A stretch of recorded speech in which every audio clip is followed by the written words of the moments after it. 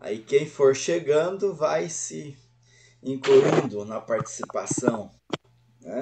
É isso. Quem for chegando. Vamos fazer a nossa oração inicial. A senhora quer fazer para nós? Faço. Então tá. Vamos levar o nosso pensamento a Deus, nosso Pai. Agradecer por estarmos aqui bem, com saúde, tranquilidade e por ter essa oportunidade de estar aqui estudando esse livro maravilhoso. Obrigada, Jesus, por tudo. E nos permita que, através dessa leitura desse livro, nós possamos compreender mais, cada dia um pouquinho mais da doutrina e da nossa vida depois que a gente for embora. Agradeço a Ti, Mestre Jesus, pela saúde que sempre nos dá, saúde física e a saúde mental, porque sem a saúde mental a gente não conseguiria ler nem um pouquinho, né? Então agradeço a Deus por tudo, agradeço pela saúde da minha família, da família de todos que estão em necessidade nesse momento e então iniciar então nosso estudo de hoje, que assim seja. Que assim seja.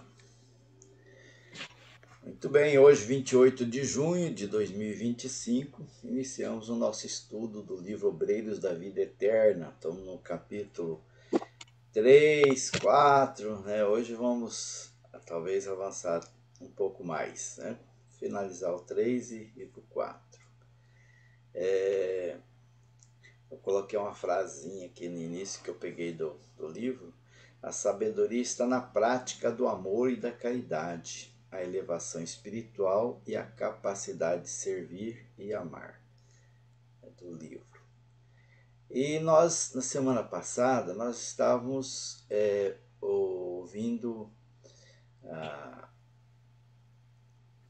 os grupos, né, que estavam integrados lá com a casa transitória ali para poder se destinar ao trabalho, né? Então cada equipe, né, se manifestou e fez perguntas ao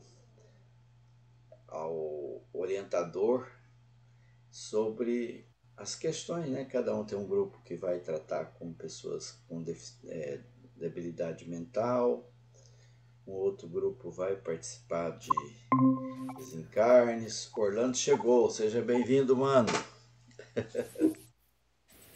Adilor, às vezes eu tenho que pausar um pouquinho ali e lá confeccionar meu pão, deixei crescendo ali. Tá bom. Mas eu fico ouvindo aqui, do mesmo jeito, tá? Dessa vez eu não vou poder comer o seu pão que você vai fazer. Não. A gente degusta aqui. Ele faz um pão Pensa no sabor. com massa de batata também, né? Ele inclui batata na massa, fica muito bom. Esse de hoje eu estou fazendo diferente. Eu não tinha batata hoje aqui. Ah, tá. Hoje não tem a batata. Com abóbora. É isso aí. Então a irmã Luciana, do grupo que integra o André Luiz, ela também fez algumas questões, né, pro emissário, né? E ela perguntou assim: pode fornecer porventura a orientação de que necessito, né? Que ela dizia assim: essa é a primeira vez que vou à crosta em tarefa definida de socorro. Lembrando que a equipe deles, né, ia lá para auxiliar nos desencarnes, e ela queria essa orientação sobre como que ela ia agir. Todos ali estavam agindo assim pela primeira vez, né? Eles já tinham assim conhecimento, igual André Luiz, já participou de várias incursões, mas não como trabalhadores, mas como observadores, aprendizes nas outras obras. Desde o nosso lar que nós estamos vendo a caminhada do André Luiz nesse aprendizado da vida espiritual e do trabalho que é desenvolvido na espiritualidade. Então, nessa do Obreiros da Vida Eterna, ele atua já como médico, né, médico do plano espiritual, para auxiliar aqueles que estão aqui na crosta. E ela então perguntou, pediu orientação, né, do, do emissário. E ele, sempre que alguém perguntava alguma coisa, ele retirava uma, uma, uma espécie de pergaminho e abria o pergaminho, ali tinha orientação coletada da Bíblia. Então ele leu ali a primeira epístola do apóstolo da gentilidade, que é aos Tessalonicenses, que é o versículo 9, capítulo 4, e que diz o seguinte: quanto, porém, à caridade fraternal, não necessitais de que vos escreva, visto que vós mesmos estáis instruídos por Deus, que vos ameis uns aos outros. Essa foi a resposta que ele deu a Luciana, uma das participantes da equipe. Então, a caridade fraternal, dita por Paulo a Tessalonicenses, elas estão dentro de cada um de nós, né? Na própria frase que o Cristo trouxe: amai-vos uns aos outros. Ele disse mais ainda, né? Lembra que disse assim: vão reconhecer os meus discípulos por muito se amarem. Mas ela, meio que confundida, ela falou: compreendo, mas ele compreendo assim que queria algo mais, né? Que não estava satisfeita com a resposta. E aí o emissário, né, o mensageiro, falou para ela assim: o evangelho aplicado, essa palavra evangelho aplicado, ela tem muito significado, né? Lembra? Tem até uma frase que a gente, parece que é de Chico Xavier, que diz assim, na questão do uso do evangelho: o evangelho deve ser praticado e algumas vezes lido, né? Então, é muito mais importante a prática do evangélico do que o estudo e a leitura dele, né? Então, a gente se prende a palavras bonitas, a frases de efeito, mas esquece da prática, que é muito mais importante. Muito bem. Então, ele disse assim: o evangelho aplicado ensina-nos a improvisar os recursos do bem nas situações mais difíceis. Essa é uma outra questão que a gente sempre observa, não é? Todos que atuam na prática do evangelho, de vez em quando tem que improvisar. Nem sempre tem o recurso disponível ali para atuar de forma plena, de acordo com a vontade de cada um. Muitas vezes a pessoa tem que se envolver em sacrifícios até para poder atuar dentro do Evangelho do Cristo. E todos ficaram em silêncio, né, ouvindo ele, e ele, todos encantados até, né, com as falas que ele trazia. Então a Semprônia, Raimundo e Luciano, eles estavam ali, né, e os curiosos, né, também, né, e o André Luiz Curioso também. Cornélio, então, ele mesmo fez uma pergunta ao emissário. O emissário chamava Asclépios. Asclépios é um nome grego. Que fazer para conservar a alegria do trabalho, perseverança no bem, devotamento à verdade? Uma outra pergunta que ele fez. Às vezes no trabalho a gente fica meio desanimado, né? Fica meio triste, até se envolve com a tristeza que a gente encontra às vezes, né? As dificuldades, os desafios dos outros acaba sensibilizando quem está no trabalho, ou então as preocupações da própria pessoa. Então, como conservar a alegria no trabalho, a perseverar no bem, devotamento à verdade, como manter, né? 3 coisas que ele pede: alegria, perseverança e a verdade. E ele então respondeu de novo, tirou um outro pergaminho, e nesse pergaminho a carta a Paulo a Tessalonicenses, agora no versículo 16 do capítulo 5 da primeira carta: regozijai-vos sempre. Olha a leitura que estava lá, né? regozijai-vos sempre. A confiança no poder divino é a base do júbilo cristão que jamais deveremos perder. Com fé, né? Confiança. Deus está no comando. Por mais dificuldades que apareçam, às vezes na atuação que está ali tentando fazer alguma coisa por alguém, auxiliando, você vê, se depara assim com tantas dificuldades, né? Com tantos impeditivos, mas ele diz assim, fica alegre, né? Fica confiante que, que Deus vai prover.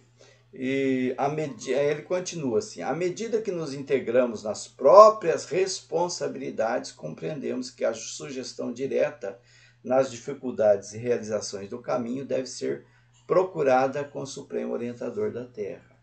Então, sempre procurar, né? Jesus sempre tem uma resposta para todas as questões que a gente tem. A gente que às vezes se faz meio de surdo, né? Não, cego, né? Não enxerga as respostas que estão ali, né? No dia a dia, nas experiências, né? Nas vivências que nós... Então, cada espírito, herdeiro e filho do Pai Altíssimo, é um mundo por si, com as suas leis e características próprias. Cada um de nós tem as respostas dentro de nós. Cada um de nós é um mundo. E o mestre, ele traça dentro de nós metas, objetivos individualizados para cada um de nós. Aí abençoa a todos, desejando bom ânimo, e todos ficaram assim reconfortados e felizes, e viram então o mensageiro se afastar. Então essa era a parte que faltava, né, que eu queria comentar, desse capítulo 3. E aí então agora nós vamos no capítulo 4, que é a casa transitória, que eles estavam chegando, né, num outro ambiente, né, outro ambiente. E nesse ambiente ele sentiu assim asfixiante tristeza. Logo que estava chegando, assim, ele sentiu aquela tristeza, né? Assim como asfixiante, ele dizia. Ele já tinha visto muitas outras casas, muitas outras colônias, o André Luiz, colônias de acolhimento e tudo mais, né, de tratamento, mas essa em especial trouxe a ele uma asfixiante tristeza, né? Ele viu um diferencial ali naquela casa. Eles estavam procurando a casa transitória de Fabiano, né?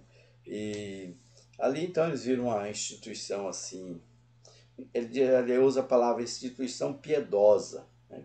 que é uma instituição de sofrimentos, né? Mais duros. Ali reunia almas recém-desencarnados e estava bem próximo da crosta terrestre. E o chefe da fundação, Fabiano de Cristo, ele dizia que estava mais ou menos próximo ali ao Rio de Janeiro, né? Foi fundada pelo Fabiano de Cristo, né? Aquele devotado religioso lá do Rio.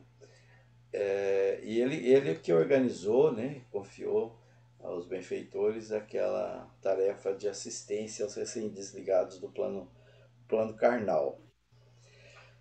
E ali então era possível eles ver assim que era uma organização onde eles, né, o André Luiz e a equipe, eles iam pela crosta da Terra, né, auxiliar no desencarne, é o que nós vamos estudar nos próximos capítulos, como é que isso ocorre, como é que acontece esse auxílio.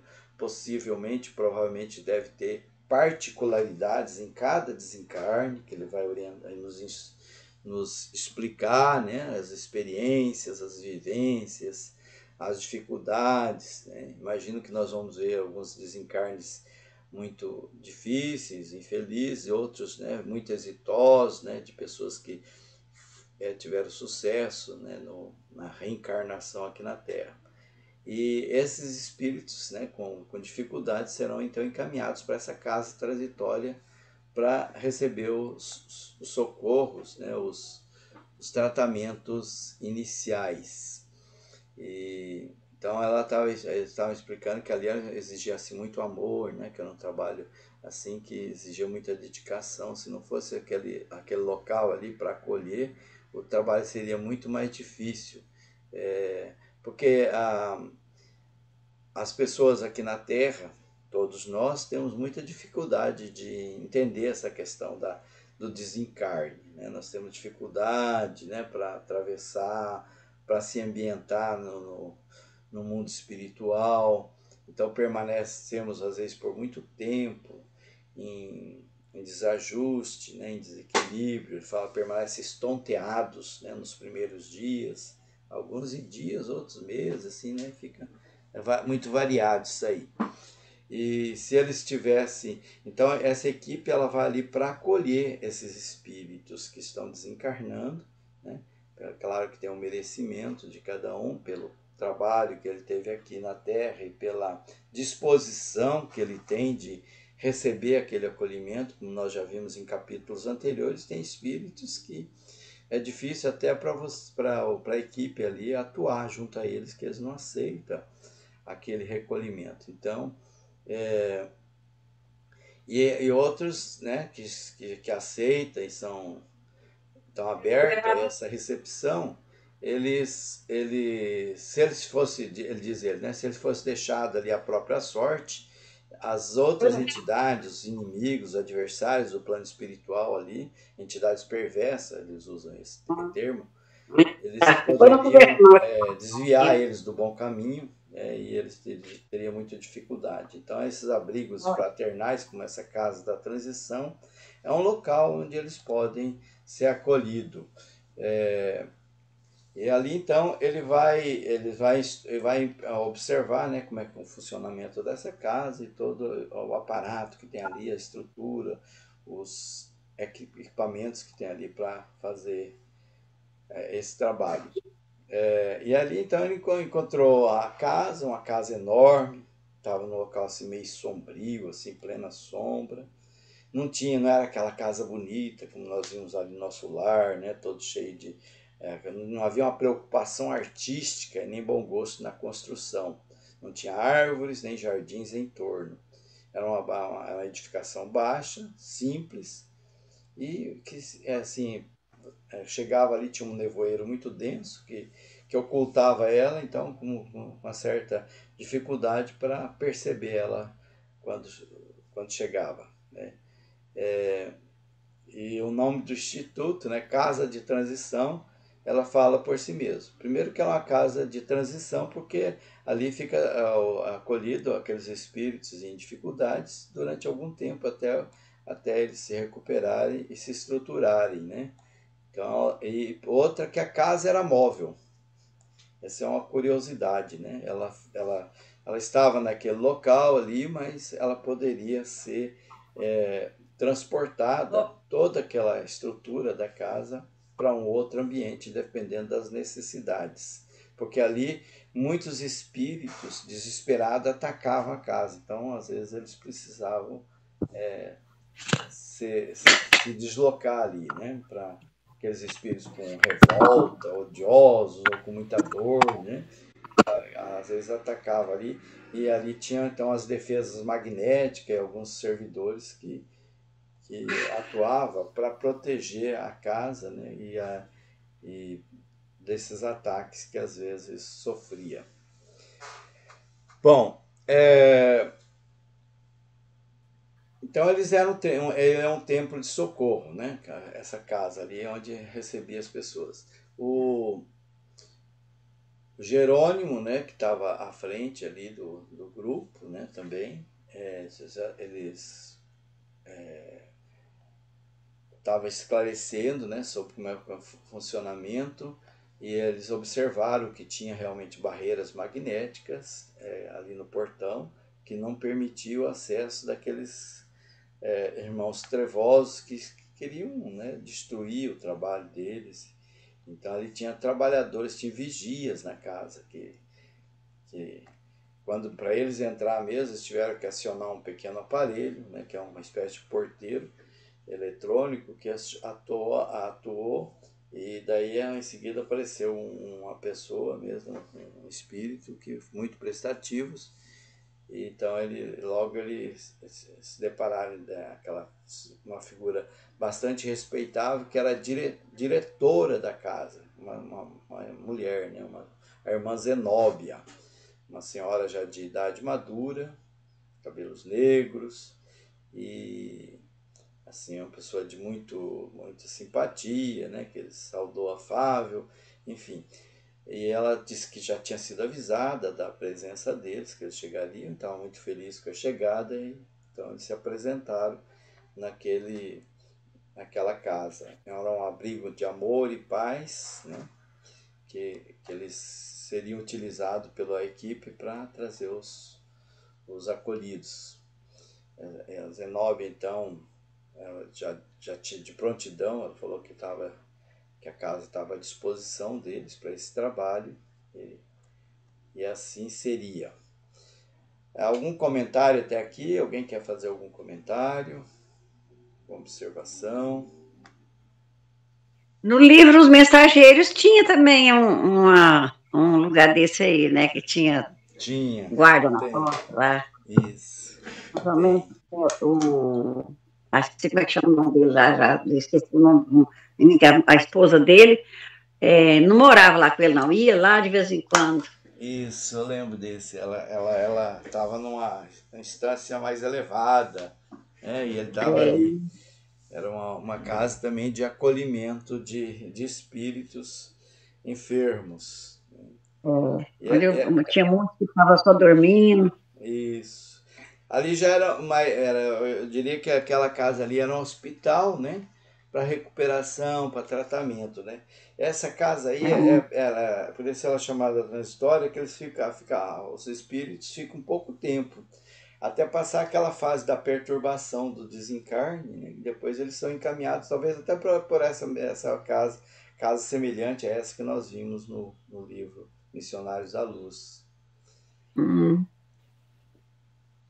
E ali então ele estava dizendo, né, que apresentou a Luciana, devotada enfermeira, e falou que ela tinha adiantadas faculdades de clarividência, e que vai ser muito útil no trabalho, né? E a diretora achou muito bom, né, bem lembrado, e ela disse que ela precisaria, o trabalho da Luciana, né, dessa enfermeira, seria muito útil, porque eles precisavam de uma pessoa com essa especialidade, né, que é de clarividência, para trabalhar ali, atuar na casa ali. Lembrando, né, aquela clarividência, né, nós temos a mediunidade de vidência e a clarividência. A vidência é aquela que vê os espíritos, né, que visualiza os espíritos, essa é a vidência.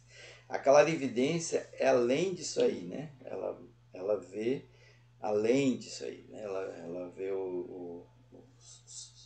as emoções, os sentimentos, ela tem uma visão assim bem mais ampliada da situação, ela se transporta, ela vai para outros locais e ela vê a história, né? Ela tem mais informações sobre aquelas situações. Então é uma visão bem mais ampliada. E para auxiliar, às vezes, a pessoa, eles precisam ter esse conhecimento, né, de como que a pessoa tá, quais as dificuldades. E a Luciana tinha essa faculdade de clarividência. Sonambulismo mesmo, ele se destaca por clarividência. Um médium que a gente teve aqui na Terra, que a gente sempre observa com clarividência, era o Eurípides Barçanufo, né? Ele se transportava para outras regiões, para outros locais, né? Para auxiliar as pessoas. Então ele tinha essa faculdade. E nas reuniões mediúnicas tem também muitas pessoas que têm essa faculdade. Elas entram em transe e se deslocam para outros locais, vai a hospitais, vai a lares, né, para auxiliar pessoas que estão em dificuldades também.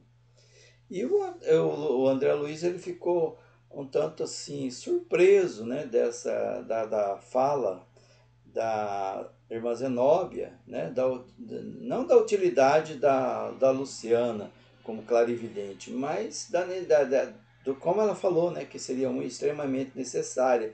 Até ele meio constrangido assim, né? Por que motivo será que a irmã Zenóbia ela necessita tanto da colaboração da questão da clarividência mencionada? Porque na cabeça de André Luiz, todos que tinham uma certa elevação tinha clarividência. Porque ele fala, não, mas precisa da Luciana para esse trabalho, né? A irmã Zenóbia provavelmente ela teria essa faculdade também, esse talento. Não poderia ela mesmo, né, resolver isso aí, né, de almas sofredoras, decaída. Então ele, não se contendo pela curiosidade, ele perguntou: ou quer dizer que os benfeitores daqui não podem ver quanto desejam? Então a pergunta dele foi nesse sentido, né? Será que, né, por isso precisa da Luciana, né, da enfermeira, porque eles não podem ver? Aí o Jerônimo veio ao encontro dele, né, e falou: antes de tudo, André, falou assim com paciência, né, compassivo, faz-se necessário compreender que a irmã Zenóbia, não obstante a sua extensa visão espiritual, quer dizer, a irmã Zenóbia ela tinha essa capacidade também, terá razões íntimas para invocar a providência. Então tem uma situação interna dela que ela precisa desse trabalho, né, que a gente não, às vezes a curiosidade está além da necessidade. Quanto ao mais, não devemos esquecer os imperativos da especialização. E até no mundo espiritual tem os especialistas em cada área. Né? Não é assim, né? Porque todos têm o mesmo conhecimento multidisciplinar, né? Que vão atuar em todas as áreas. Não, tem as especializações. E quanto mais especializações, mais êxito, né? Mais eficiência no trabalho. E a resposta veio assim para o André Luiz com uma ducha gelada. Ele até se arrependeu de ter perguntado aquela pergunta que não falar dele aqui indiscreta. E aí Jerônimo então continua explicando para que ele entenda, mas todos assim, com muita paciência, né, de forma caridosa. Ele é que sentiu, né, que ele tinha feito uma pergunta além, né, mas na verdade não, ele estava ali para se esclarecer mesmo. Então ele falou, olha o Padre Hipólito, por exemplo, né, que fazia parte da equipe do André Luiz. Ele consagra-se, quer dizer, ele é especializado na interpretação das leis divinas, no serviço educativo às pessoas que desconhecem. Já a irmã Zenóbia, ela atende a sofredores em massa, né, coletivo, nesta casa de amor cristão. Então, a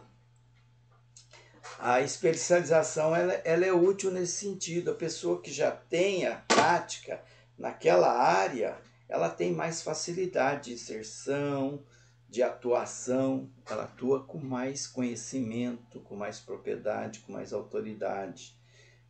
Claro que todos ali poderiam exercitar a clarividência com benefícios múltiplos de ajuda ao próximo. Só que, por exemplo, a irmã Zanobel ela já tem as atividades dela. Então, se ela for atuar em outra área, pode faltar na atividade que ela faz, que atende ao atendimento aos sofredores. O Padre Hipólito, né, na interpretação de leis divinas. Né? Se eles for atuar na clarividência, de repente pode ficar carente a atuação que ele é especialista. Então pode haver prejuízo, né, nos deveres imediatos. E já a Luciana não, ela tem esse talento, tem essa especialidade, porque durante muitos anos consecutivos ela se especializou em penetrar no mundo mental e traz as ideias, né, os sentimentos, as emoções à tona de passados daquelas pessoas, projetos íntimos, e ela já praticou bastante isso, então ela sabe como fazer, como trabalhar. Então, outro talvez teria que usar de improviso, né? E as coisas não funcionariam tão bem com aquele que tem bastante experiência. ela já tem essa experiência, ela tem a facilidade de interpretar os ensinamentos de forma muito rápida. Igual o irmão Hipólito tem, né, dificuldade, facilidade na interpretação dos ensinamentos de Deus, né, na questão porque ele era um religioso, ou a irmã Zenóbia nos conhecimentos dela, enfim. Então, todos os conhecimentos espirituais, ele diz aqui, todas as aquisições espirituais exigem perseverança no estudo, na observação e no serviço aplicado. Então, são especialidades. Os espíritos, eles não são colocados ali sem ter esse crivo assim, de análise para ver quem que pode atuar com mais autoridade, com mais conhecimento. Então, mas é claro que todos ali estão para desenvolver, para aprender. E aí ele até cita alguns exemplos. O músico, aquele músico exímio que sabe a música, ele poderá aprender química, nada impede que ele aprenda química. Ele pode se destacar no campo científico e da mesma forma como ele se destaca na arte dos sons. Mas naquele momento ele está atuando naquela especialidade. Até que ele se torne um químico exímio ou um homem de ciência, isso vai exigir dele uma perseverança, esforço, boa vontade. E o próprio mestre, né, ele assegurou que aquele que busca, acha, né? Aquele que pede, ser-lhe-á dado, tem a frase do Cristo. Então, todos podemos buscar, a busca de dons espirituais para a vida eterna.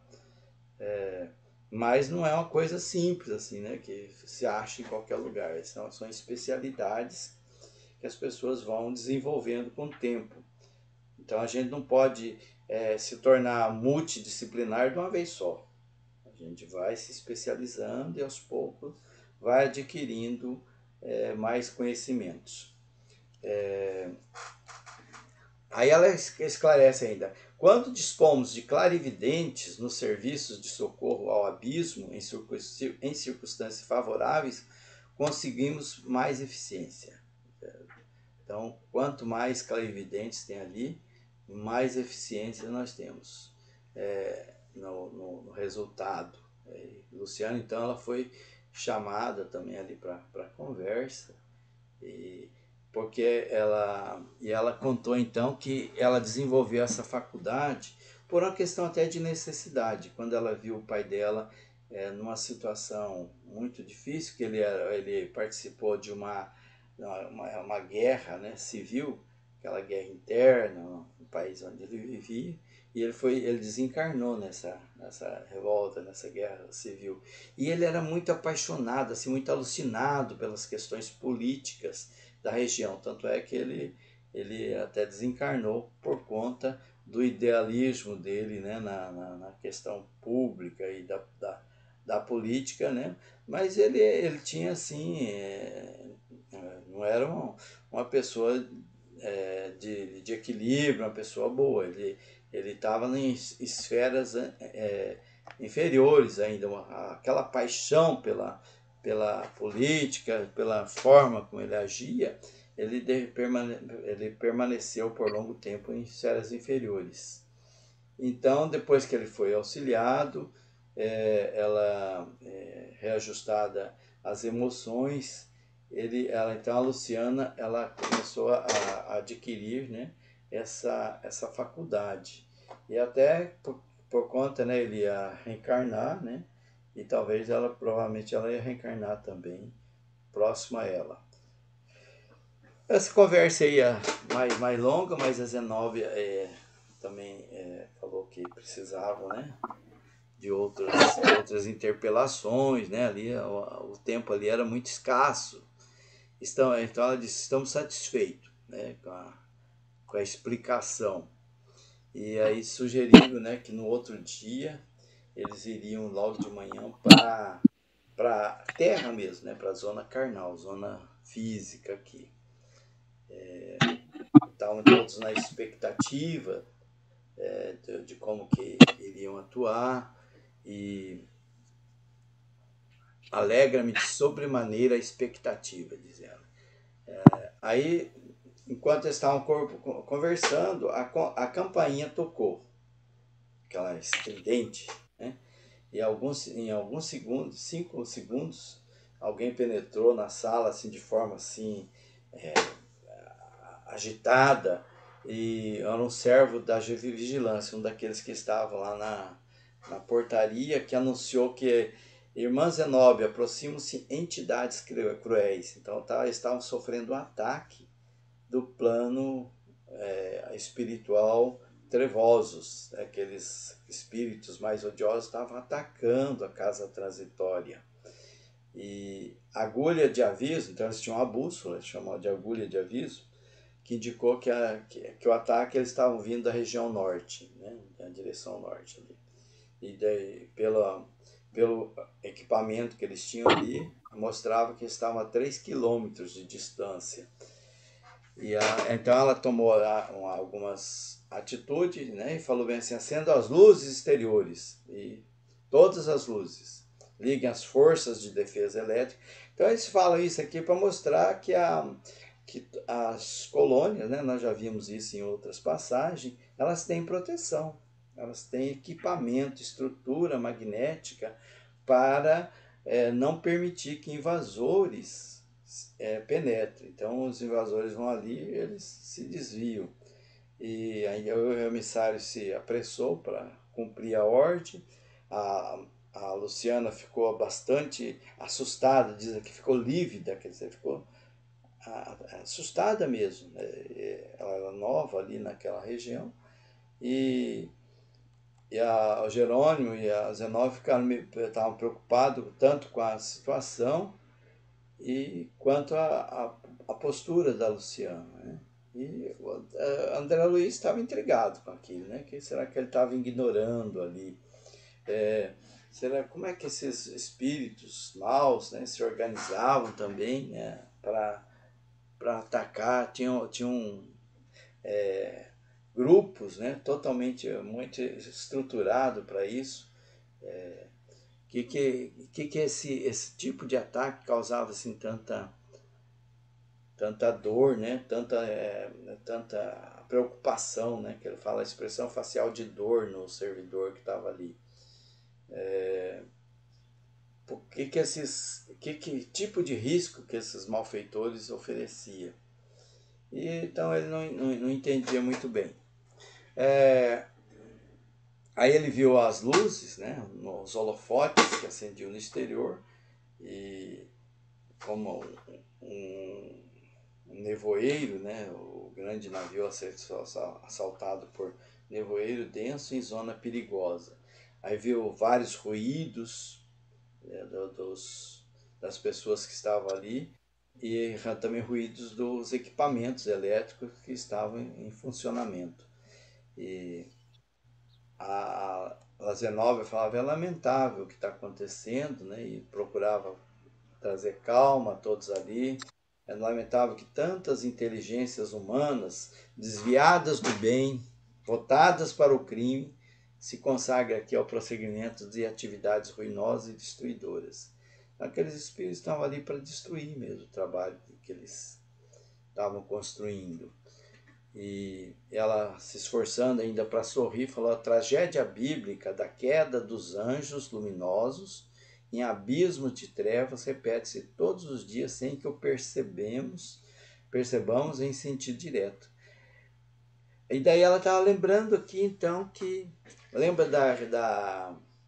dos anjos decaídos da Bíblia, e que na Gênese da doutrina espírita também Kardec faz algumas explicações de Lúcifer. Eram anjos, eram pessoas espíritos com bastante conhecimento, bastante desenvolvimento, que de repente se voltou contra Deus, né? Na Bíblia a história ela conta mais ou menos isso. Que é para ilustrar, é uma espécie de parábola. Então os anjos, eles se revoltaram contra Deus, até ali diz que por inveja e tal, né? Lúcifer, que são os anjos decaídos, que na crença católica são os demônios que estão atuando sempre contra as leis de Deus. E aqui ela lembra que no nosso plano o tempo todo acontece isso, né? Anjos luminosos que se voltam para a contrariar a lei de Deus. Aí ele fala, lembra, gênios de filosofia e da ciência, dedicados à opressão e tirania.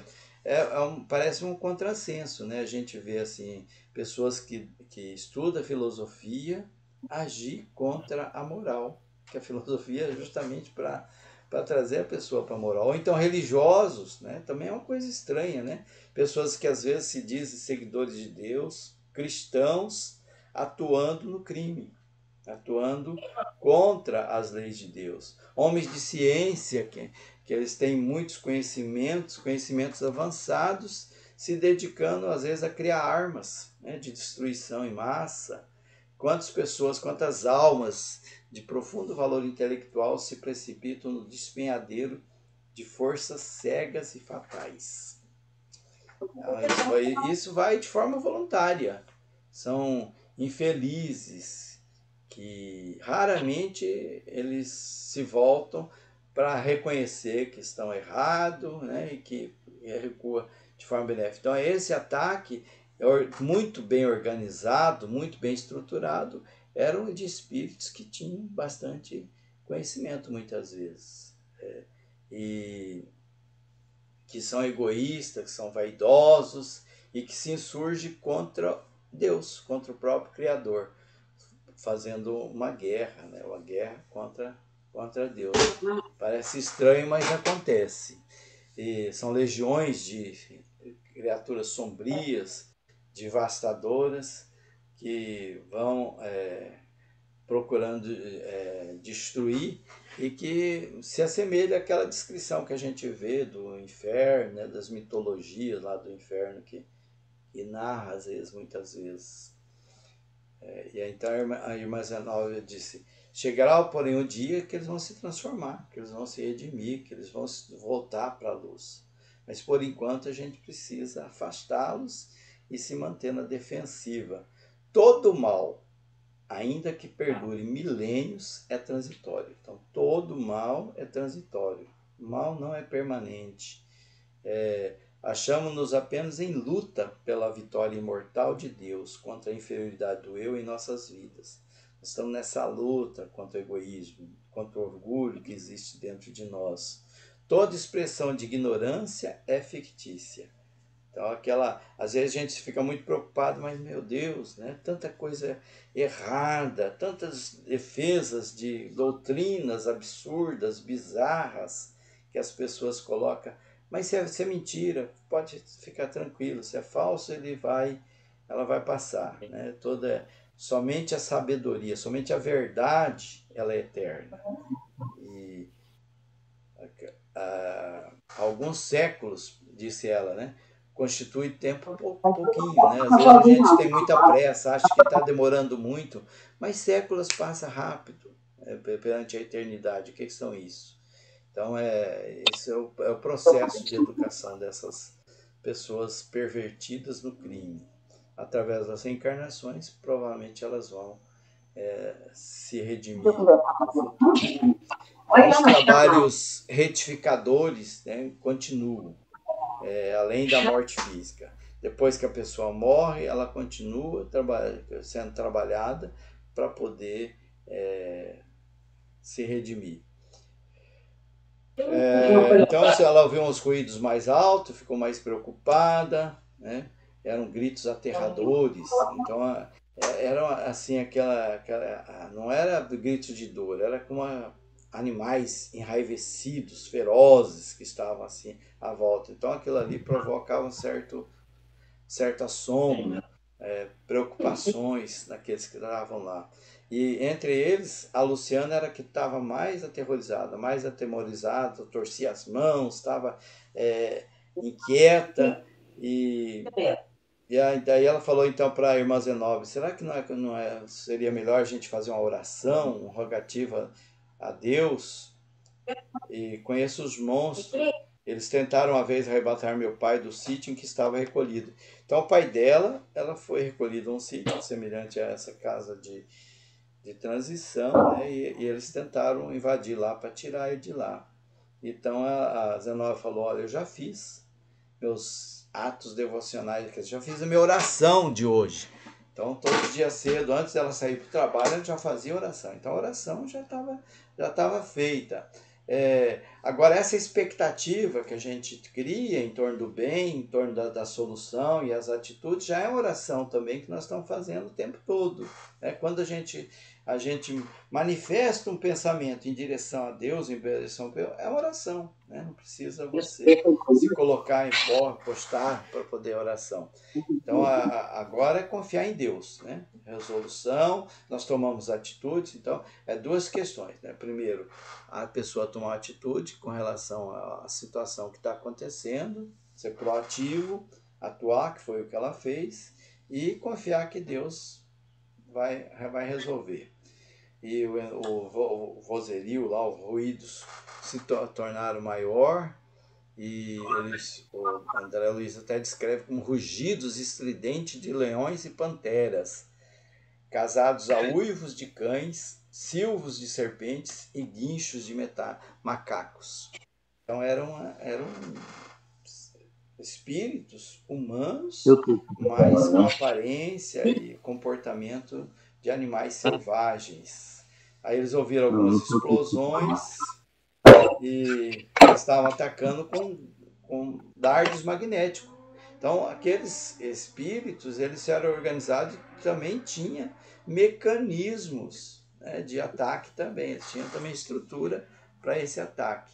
Então, emitia raios, né, petardos magnéticos. E ela falou, então, devolve também raios de choque fulminando para que ele se afaste, né? Se organiza as baterias aí de... Então era uma guerra que estava acontecendo ali, né? Farpas elétricas, tipo aquela guerra nas estrelas que a gente vê. E daí, depois de um certo tempo, acalmou tudo, eles ficaram mais tranquilizados, a Zenobia também ficou mais satisfeita. E resolveram, então fizeram oração, né? Para que aqueles infelizes pudessem encontrar o caminho certo, em benefício a eles. Levaram a Deus, a Jesus. E André Luiz, depois de passado isso, ficou muito impressionado e falou que impressionante esses rugidos, né? Coisa estranha, E não parecia que eles estavam com dor, lamentando, parecia que eles estavam mesmo nervosos, raivosos mesmo, pareciam feras soltas. Era uma novidade para ele.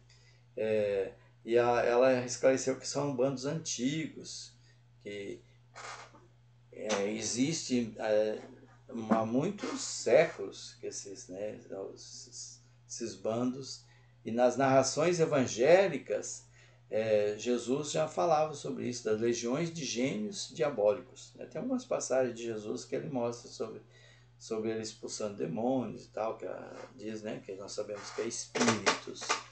E eles estão tão assim enraizados, aquela ideia do mal, e eles acabam se tornando feras mesmo, na aparência e na revolta e na ação. Eles mesmos se materializam e são vistos como monstros, horrendos monstros, né, entre ser humano e irracionais.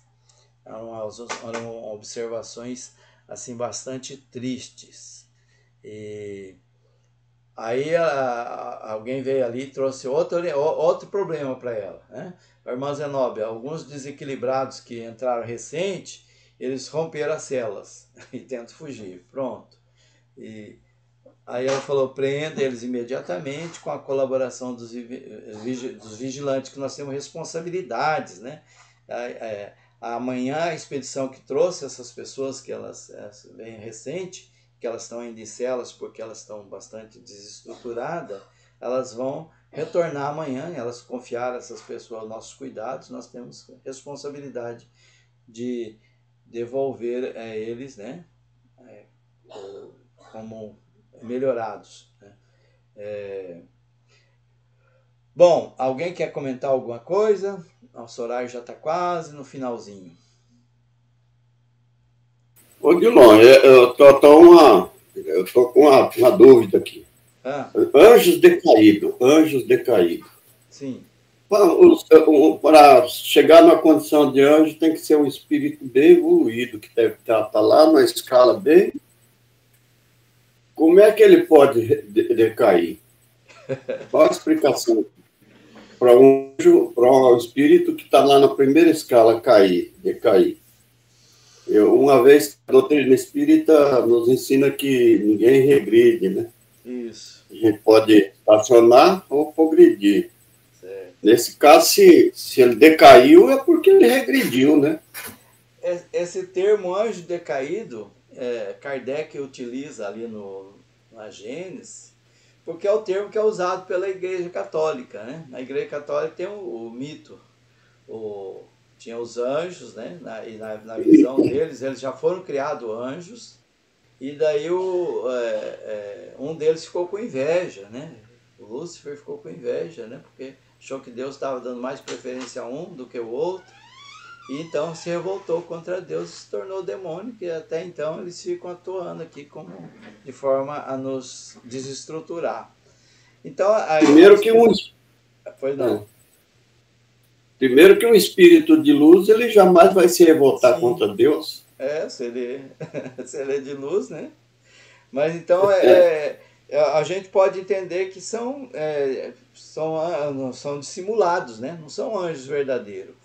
Não tem aquela história que a gente sempre comenta, né? Que as pessoas nós não sabemos bem o que somos, né? Só sabemos quando a gente se vê diante de uma prova. Por exemplo, né? A gente fala muito na questão tem 3 pilares, né? Que nós, seres humanos, voltados para a matéria, perseguimos como felicidade. A beleza física, o poder e o dinheiro, né? Então, a gente vai conhecer, por exemplo, a pessoa quando dá o poder para ela. Será que às vezes, quando ela não tem poder, parece tão bonzinho, parece um anjo, né? Então, aos olhos da maioria das pessoas, é anjo. Mas, quando ela recebe o poder, ela se torna um déspota, uma pessoa que trata mal os outros, né? E a beleza também, né? A pessoa fica cada vez mais vaidosa, né? Se ela conquista. Ou a questão do recurso financeiro, né? A pessoa tem muitas histórias que ilustram isso. A pessoa, nossa, aquela pessoa tão dedicada, ajuda tanta gente. Aí, de repente, ele ganha uma bolada aí no jogo, alguma coisa aí, e desaparece. Nunca mais você vê falar dele fazendo bem. Tem até uma história de Neo Lúcio que ilustra isso aí. Então, não são anjos, na verdade, né? São anjos entre aspas. Que nós todos ainda estamos nessa situação de querer nos melhorar, mas ainda... É porque para ser anjo mesmo, nós não usamos essa palavra, a gente usa espírito evoluído, né? Isso. Para estar na condição de anjo, ele tem que estar na condição de um espírito bem evoluído, lá na primeira escala. Né? Não decai mais nunca. Não. Por exemplo, você acha que o André Luiz, por exemplo, ele vai se revoltar contra Deus? Não. O Emmanuel? Então, agora trazendo o exemplo de André Luiz, só para a gente ilustrar, lá no nosso lar, lembra que ele passou 9 anos no umbral, depois no nosso lar mais 2 anos. Sim, não, mas naquela época ele nem conhecia o espiritismo. Aí ele passou 2 anos atuando no nosso lar. Uma pessoa comum. Isso. Aí ele passou 2 anos atuando no nosso lar, auxiliando lá, aprendendo, desenvolvendo. Aí ele achou que ele estava bem. Falou, não, agora estou tranquilo. Aí eu quero ver minha família. Né? Então ele achava que estava tranquilo. O que aconteceu quando ele viu a esposa dele casada com a outra pessoa, né? Sim, mas aquela era uma época, né? Era uma época. Hoje, por exemplo, ele não faria isso. Então ele achava que ele era um anjo, né? Mas não era.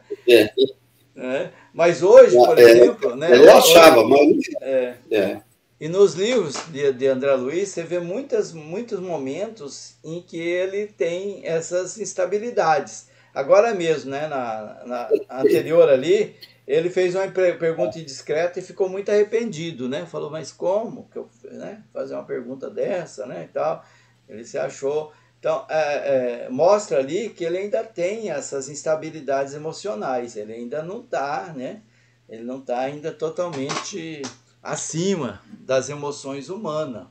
Ele ainda se está voltado. Então, ele não é um anjo, como a gente crê. E às vezes a gente elege uma pessoa como anjo. E às vezes até ela mesma acredita que é um anjo. Chico Xavier, por exemplo, teve momentos de instabilidade, não teve?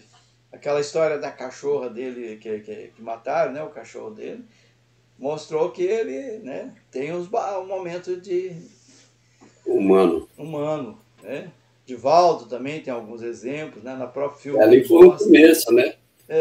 O Chico Xavier era um exemplo para todos nós, mas ele não chegava a ser um Jesus Cristo, não. Sim. Então sempre a gente coloca assim, né? A gente quando a gente tá estudando, tá? Não, pode vir que eu tô tranquilo, eu aprendi agora, já sei, né? Mas a hora que chega o desafio, aí que a gente vai ver se realmente nós estamos preparados, se nós somos anjos, entre aspas, né? Que na nossa crença a gente tá muito bem às vezes. Aí tudo bem, até aí eu aceito, né? Porque você está numa fase de crescimento, né? Agora, quando você chega lá em cima, o negócio de falar assim, anjo é uma palavra que nós aplicamos nas pessoas. Mas, na verdade, eles não são. Sim, não. Eles não são anjos, não. Eles são igual nós. É como nós estudamos no livro dos Espíritos, lembra lá no começo da escala evolutiva? Está dizendo assim, que no planeta Terra é um planeta de prova e expiação, onde o mal predomina. Isso quer dizer que todos temos o mal dentro de nós. Quando nós passarmos a outra fase de mundo regeneração, o bem vai predominar, mas ainda vai existir mal, mas vai ter mais bem do que mal. Hoje nós temos mais mal do que bem. E é fácil a gente perceber isso, né? Nas atuações de muitas pessoas e de nós mesmos, nas emoções que nos envolvem, no sentimento que nós temos, nós percebemos que o mal ainda é predominante. Não nos outros, em nós mesmos, em todos nós, né? Nós ainda temos dentro de nós muita coisa para vencer. A gente percebe isso quando a gente se vê desafiado em nossas emoções. Alguém pisa no nosso calo, aí a gente fala, opa, eu achei que eu estava preparado, mas não estou não. A dona Lalinha acho que deve ter tido algum problema, né? Que ela saiu. Acho que ela deve ter a internet dela, alguma coisa. Depois ela deve explicar o que aconteceu. Ela não sabe arrumar, né? Depois eu mando para ela, eu coloco no grupo lá o vídeo, né? Que todos assistam. E acho que está no horário de nós encerrar então, né? Você quer fazer a oração? Faço. Mestre, amado Jesus, estamos encerrando mais uma live com o coração cheio de alegria, de paz e contentamento, porque a gente sabe que são ensinamentos que ficam gravados dentro do nosso coração e vai produzir um efeito no dia a dia, transformando em ação, né? Que a gente aprende, a gente se instrui e a gente corrige os defeitos que existem. Então, nesta live de hoje, nós agradecemos bastante a presença dos bons espíritos, como também, Senhor, se não é pedir demais, pedir aí um final de semana muito alegre, feliz, que a gente possa ter a presença de Jesus constantemente em nossas vidas. Um domingo excelente, que a gente tenha a condição de abraçar, de sorrir, de olhar para a natureza e dizer assim, como a natureza é bela, como Deus é maravilhoso, né? Como a gente nunca está sozinho, os espíritos bons sempre estão do nosso lado. Então, que Jesus, nesta manhã de hoje, faça-se presente em todos os instantes da nossa existência. Muito obrigado pela proteção, pelo carinho amigo, pelo entendimento que nós assimilamos. A paz de Deus permaneça com todos nós. E assim seja.